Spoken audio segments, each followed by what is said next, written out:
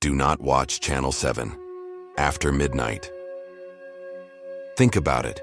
We lose about a third of our entire lives to sleep. It's a biological command, a non-negotiable part of being human. But what if something else was stealing your time?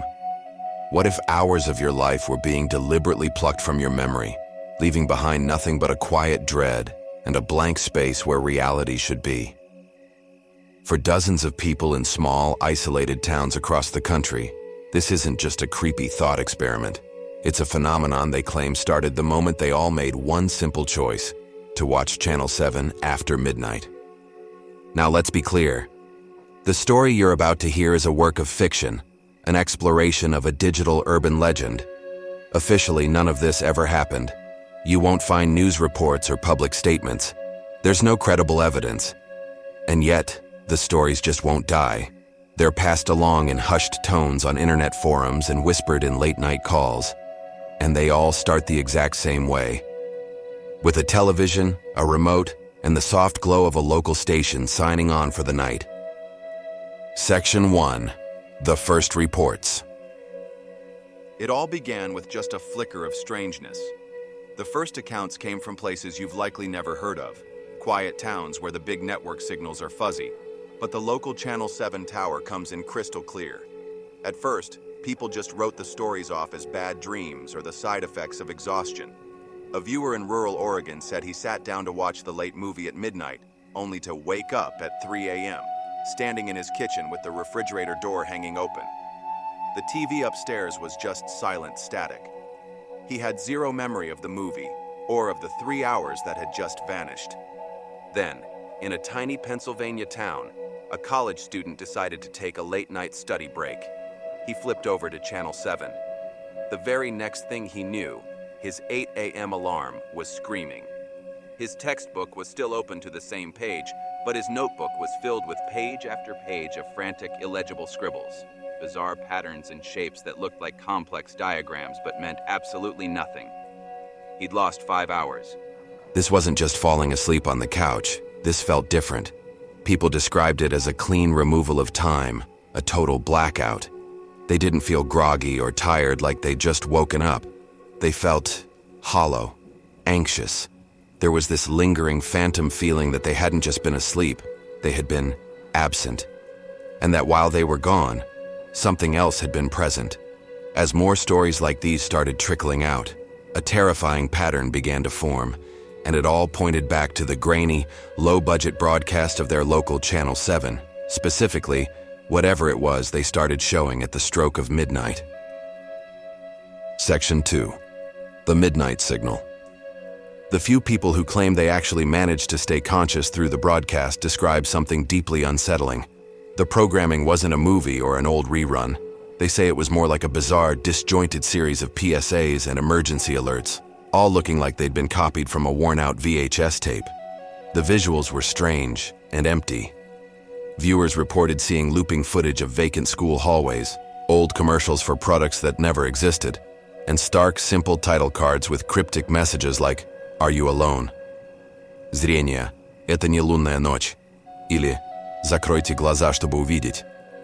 The audio was even worse. Underneath a constant crackle of static, a synthesized monotone voice would read lists of names, local street addresses, or just long strings of random numbers. Sometimes, the broadcast would be cut short by what sounded like a warped emergency alert tone, followed by a silence that stretched on for an uncomfortably long time. But the one thing that every single account mentions, the part that truly gets under your skin, was the feeling that it was personal.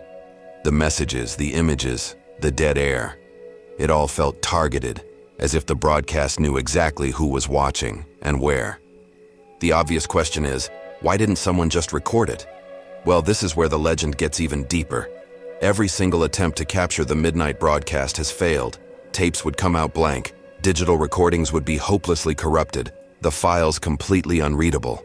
The only evidence that remains are the broken, unreliable memories of the viewers themselves, and that unshakable feeling that the signal wasn't just a broadcast, but a transmission with a very specific purpose. Section 3. The Case of Sarah. Perhaps the most detailed account we have comes from a series of forum posts and audio logs from a user named Sarah, who said she was an amateur radio operator. She was fascinated by the local rumors and decided she would be the one to finally analyze the Channel 7 signal. Her first few tries to record it failed, just like the story said. The recordings were nothing but static. But Sarah was smart. She wasn't actually interested in the video or audio. She was interested in the carrier wave itself. In her final audio log, her voice is tight, strained with a mix of pure terror and manic excitement. She explains that she'd bypassed all the normal TV receivers and hooked the signal directly into an oscilloscope. And what she found wasn't normal. She claimed that hidden underneath the main broadcast, buried so deep that no standard television could ever pick it up, was another, much more complex signal. This hidden signal wasn't just random noise, it was structured, intricate data. In her own words, she called it bioengineered. The patterns weren't meant for a machine. She believed they were designed to interact directly with the human brain. She talked about frequencies that matched specific neural rhythms and pulses that mimicked the firing of our own synapses. She said it wasn't a message you were meant to hear or see. It was a message you were meant to become. Her very last post was a single horrifying sentence. "It's not erasing time," she wrote. "It's using it. It's a blueprint. It's giving our brains instructions for assembling something." After that, Sarah's account went silent. Nobody ever heard from her again. Stories like Sarah's are the reason this digital ghost story refuses to die. Have you ever experienced a moment of lost time you just can't explain? A strange dream that felt too real, or that unshakable feeling that you're being watched? Let us know in the comments. You might discover you're not the only one. Section 4. The Psychic Contagion. After Sarah's posts, whether they were real or just part of the fiction, the legend took a much darker turn. The idea of Channel 7 was no longer a passive haunting. People started to see it as an active invasion. That idea of a blueprint being downloaded directly into your mind spread like a virus. The fear was no longer about the lost hours. It was about what was being done during them. A quiet paranoia began to settle over the communities where the legend was strongest. People stopped watching TV after dark. They put tape over their webcams and unplugged their smart devices. The story created this shared anxiety, where every shadow looked suspicious and every forgotten thought felt like a symptom of infection. Sleep itself became terrifying. Was that weird dream just a dream? Or was it a memory of the blueprint being built? Was that fleeting dark thought your own, or was it a piece of the signal taking root in your mind? Even if the signal wasn't real, the fear certainly was. Insomnia, anxiety disorders, and a constant sense of being watched became common complaints. The legend of Channel 7 had become a self-perpetuating curse. The more you worried about it, the more you saw its signs everywhere, blurring the line between a supernatural event and a mass delusion fueled by fear itself. Section 5. The Blueprint in the Mind. So what is the blueprint for? What could the signal possibly be trying to build inside the minds of its viewers? This is the terrifying, unanswered question at the heart of it all. The fragmented stories offer no clear answers, only nightmarish guesses. Some think the signal is a form of mind control, slowly rewriting our brains to make us more obedient, more compliant.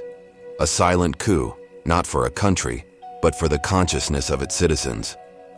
Others are afraid of something far, far worse. They believe the blueprint is for a new kind of perception, that the signal is slowly building a new sense, prying open a door in the mind to let us see the things that are normally hidden from us, the things that live in the static between channels, in the silent hiss of a corrupted file, in the dark corner of a room when you're sure you're alone. But the most terrifying theory of all is that the signal isn't meant to let us see something new. It's meant to let something new see through us. That it is turning its viewers into living broadcast towers, biological antennas for a consciousness that has no body of its own, but now has dozens of new eyes to look through. The real power of a story like this is in the unknown. If you're fascinated by the strange stories and unexplained phenomena that lurk just beneath the surface of our digital world, Then subscribe and hit the bell icon. We explore these kinds of mysteries every single week. So, is the story of Channel 7 after midnight real? Almost certainly not. It remains just that, a story. It has all the classic ingredients of a modern urban legend. Claims that can't be verified, a hook that plays on our relationship with technology, and a deep, primal fear of the unknown. The technical stuff described is pure fiction, born from the brilliant and creepy world of the analog horror genre. But the fear it taps into, that is very real. The fear of losing control, of our own minds being turned against us. The fear of our technology becoming a doorway for something ancient and hungry. It's a ghost story perfectly designed for our age. So the next time you're up late, flipping through the channels, and you happen to land on that grainy local station, the one that's just a little too quiet, a little too still, maybe you'll think twice. Maybe you'll remember these stories. Because while the signal may not be real, the warning is simple. Some things are better left unwatched. Some doors are better left unopened. And some channels are better left on static.